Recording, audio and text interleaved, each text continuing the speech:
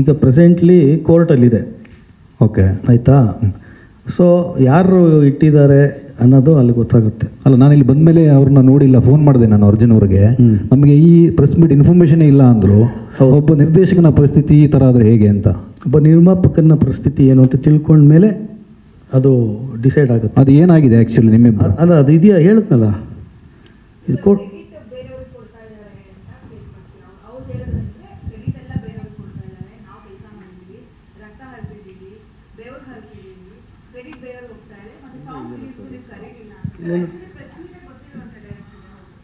ಅಲ್ಲ, ಇವರು ಈ ಧ್ರುವ ಸರ್ಜಾ ಅವ್ರು ಮನಸ್ಸು ಮಾಡಿದ್ರೆ ಆಗ್ತಿತ್ತು. ಯಾಕಂದರೆ ಹಿಂದಿ ಸಿನಿಮಾನ ಕೂಡ ಅವ್ರ ಜೊತೆ ಕೆಲಸ ಮಾಡಿದ್ದಾರೆ. ಅವರು ಕೂಡ ಅವ್ರನ್ನ ಅವಾಯ್ಡ್ ಮಾಡ್ತಾರೆ ಅಂದರೆ ಇದು ಒಂದು ನೋವಿನ ಸಂಗತಿ ಅಂತ ಅನಿಸುತ್ತೆ. ಒಂದು ನಿಮಿಷ ಸರ್ ಮಾತಾಡ್ತಾರೆ. ನಾನು ಅವಾಯ್ಡ್ ಮಾಡ್ತಾ ಇದ್ದೀನಿ ಅಂತ ನಿಮ್ಗೆ ಹೆಂಗೆ ಗೊತ್ತು? ಅವ್ರು ಇಲ್ವಲ್ಲ ಇಲ್ಲಿ, ಅದೇ ತಾನೇ ಕಾಣಿಸ್ತಾ ಇದೆಯಲ್ಲ. ಇಲ್ಲ, ನೀವು ಅಸ್ಯೂಮ್ ಮಾಡ್ಕೊಂಬಿಡಿ, ನಾನು ಅವಾಯ್ಡ್ ಮಾಡ್ತಾ ಇಲ್ಲ. ಮತ್ತು ಏನು ಪ್ರಾಬ್ಲಮ್ ನಮ್ಗೆ ಹೇಳಿ, ಏನು ಆ್ಯಕ್ಚುಲಿ ಇಲ್ಲ, ಅದು ಅವರು ಇವ್ರದ್ದು ಪ್ರಾಬ್ಲಮ್ಮು. ಸೊ ಅವರೇ ಮಾತಾಡಿಕೊಂಡ್ರೆ ಇದು ತುಂಬ ಸೂಕ್ಷ್ಮವಾದ ವಿಚಾರ ಆಗಿರೋದ್ರಿಂದ, ಇದು ಡೈರೆಕ್ಟ್ರ್ ಪ್ರೊಡ್ಯೂಸರ್ದು ಮುಂಚೆಯಿಂದನೂ ಪ್ರಾಬ್ಲಮ್ ಆಗಿರೋದ್ರಿಂದ ನಿಮ್ಮೆಲ್ರಿಗೂ ಗೊತ್ತಿರೋದೆ, ಇದೇನು ಸರ್ಪ್ರೈಸಿಂಗ್ ಏನಲ್ಲ. ಸೊ ಇದು ಇವಾಗ ಕೋರ್ಟ್ವರೆಗೂ ಹೋಗಿದೆ ಅನ್ನೋದು ನಿಮ್ಮೆಲ್ರಿಗೂ ಗೊತ್ತಿದೆ ವಿಷಯ. ಸೊ ಇದನ್ನು ಚೇಂಬರ್ಗೂ ಹೋಗಿದೆ. ಸೊ ಚೇಂಬರಲ್ಲೇ ಬಗೆಹರಿದಿರೋದು ಇವಾಗ ಕೋರ್ಟ್ಗೆ ಹೋಗಿದೆ ಅಲ್ವಾ? ಸೊ ಚೇಂಬರ್ಗಿಂತ ದೊಡ್ಡವನ ಸರ್ ನಾನು. ಚೇಂಬರ್ ಅಂದರೆ it is a mother board ಅಲ್ವಾ?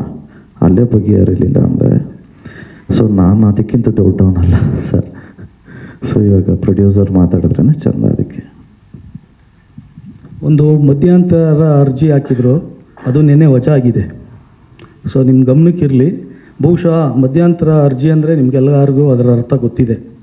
ಸೊ ಅವ್ರದ್ದೇ ಸಿನಿಮಾ ಬೆವರು ಮತ್ತು ರಕ್ತ ಹರಿಸಿರೋರು ಸಿನಿಮಾನ ಮಧ್ಯಂತರ ಅರ್ಜಿ ಹಾಕ್ತಾರೆ ಅಂದರೆ you can yourself analyse. Sir ಅದರದ ಅರ್ಥ ಏನು ಸರ್?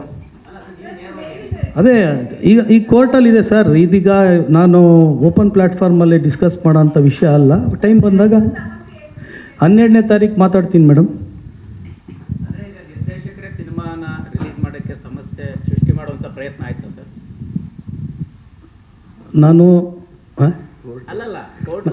ಅಲ್ಲ ಅದೇ ಈಗ ನಿಮಗೆ ಒಂದು ಡಾಕ್ಯುಮೆಂಟು ಆಲ್ರೆಡಿ ಇದೆ, ಅದನ್ನು ನೋಡಿಕೊಂಡ್ರೆ ನಿಮಗೆ ಅರ್ಥ ಆಗುತ್ತೆ. ಬಹುಶಃ ಇದು ಈ ವೇದಿಕೆ ನಾವು ಒಂದು ಸಂತೋಷದಿಂದ ಒಂದು ಸಿನಿಮಾ ಮಾಡಿದ್ದು ಜನಕ್ಕೆ ಮುಟ್ಟಿಸ್ಬೇಕು ಅನ್ನೋದು ನಿಟ್ಟಿನಲ್ಲಿ ಇವಾಗ ಇಷ್ಟು ಜನ ಕೂತಿದ್ದೀವಿ ಅಂದರೆ ಇಷ್ಟು ಜನಕ್ಕೆ ಸಿನಿಮಾ ಮೇಲಿರೋ ಒಂದು ಕಾಳಜಿ ಅಲ್ವಾ? ಸೊ ಇದೇ ಕಾಳಜಿ ಉಳಿಸ್ಕೊಂಡು ಹೋಗ್ಬಿಟ್ಟಿದ್ದಿದ್ರೆ ಸೀಟ್ ಯಾರ್ದು ಕಿತ್ಕೊಳ್ಳೋಕ್ಕಾಗಲ್ಲ ಯಾರು. ಇದು ನನ್ನ ಅನಿಸಿಕೆ. ಸೊ ಇದು ದಯವಿಟ್ಟು ನೀವು let us all B positive. Cinema ಬಗ್ಗೆ ಪಾಸಿಟಿವ್ ಆಗಿ ಮಾತಾಡ್ಕೊಂಡು